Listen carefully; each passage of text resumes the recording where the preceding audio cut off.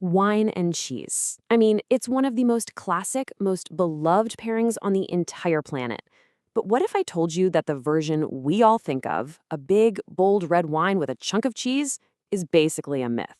Well, in this explainer, we're going to dig into the real science of a perfect match and show you why you might want to put down that Cabernet. So let's just tackle the big one right out of the gate.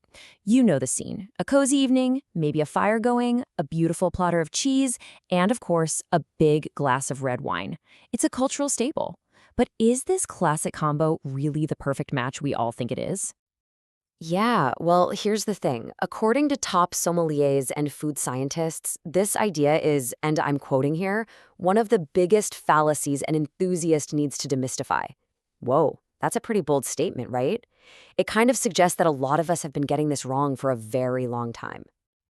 Okay, so let's get right into it. We are going to break down this great wine and cheese myth and figure out why that bold, delicious red wine you love might actually be the worst possible thing for that creamy, amazing cheese you've been saving. So what is actually happening inside your mouth when you take that sip of red after a bite of cheese? Honestly, it's a full-on chemical clash. You see, heavy red wines are loaded with something called tannins. That's what gives you that dry, almost fuzzy sensation. Well, when those tannins collide with the fat and salt in most cheeses, it's a disaster.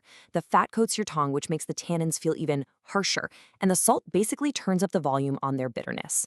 The result? You get this weird, unpleasant, metallic taste that just ruins both the wine and the cheese. Okay, so if a big red isn't the answer, then what is? Well, it turns out the real secret isn't about the color of the wine at all. It's about chemistry. And lucky for us, there are two golden rules that can guide us to a perfect pairing every single time. And here they are. First, you can pair by similarity. This is where you match like with like.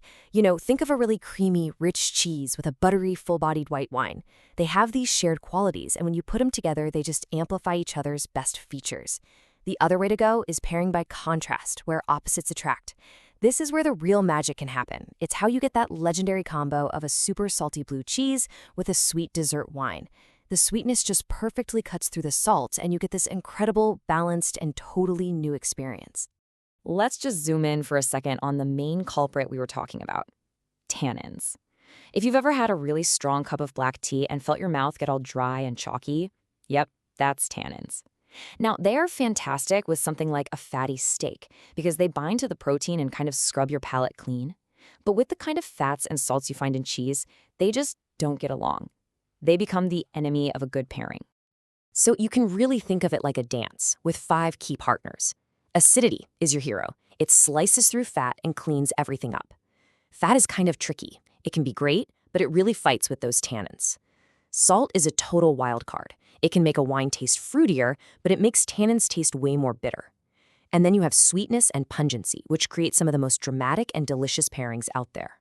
So when you get all of these elements aligned just right, you hit the jackpot. You achieve the ultimate goal, which is what experts call the third flavor. This isn't just wine plus cheese. No, this is a totally new, incredible taste that's created by their interaction. Something bigger and more delicious than either one was on its own. That's what we're all chasing. Okay, enough with the theory. Let's look at some legendary pairings where you can see this science come to life in the most delicious way possible. We're going to take a quick tour of some matches that are, seriously, made in heaven. And right away, you can see these rules in action with the classics from France. Let's take Roquefort cheese. That stuff is a powerhouse, right? Super salty, really intense, but pair it with the sweet Sauternes dessert wine and bam! The sweetness completely tames the salt, creating that perfect third flavor. It is a masterclass in pairing by contrast. On the flip side, you have a nutty, aged Comté cheese with an equally nutty vin jaune. That's pure similarity. They're singing the same song, just making the chorus that much better. And this isn't just a French thing. The same rules apply all over Europe. Take Manchego from Spain and pair it with an Amontillado sherry. Both have these amazing, nutty, savory, almost salty notes. So when you taste them together, it isn't a clash, it's an echo. The flavors just build on each other, creating this incredibly deep, satisfying experience. That is a perfect example of pairing by similarity. And hey, don't think this is just some old-school European tradition. Check out this modern classic from right here in the New World. You take a really sharp, complex, aged American cheddar, and you pair it with a big, fruity California Zinfandel. Now, this works because of similarity. Both of them are intense, they're bold, they're just packed with flavor. The wine is powerful enough to go toe-to-toe with the cheese without getting lost. It's a perfect modern take on these classic rules. All right, so you've got the science, you've seen the Hall of Fame examples. So how do you actually put this all into practice at home?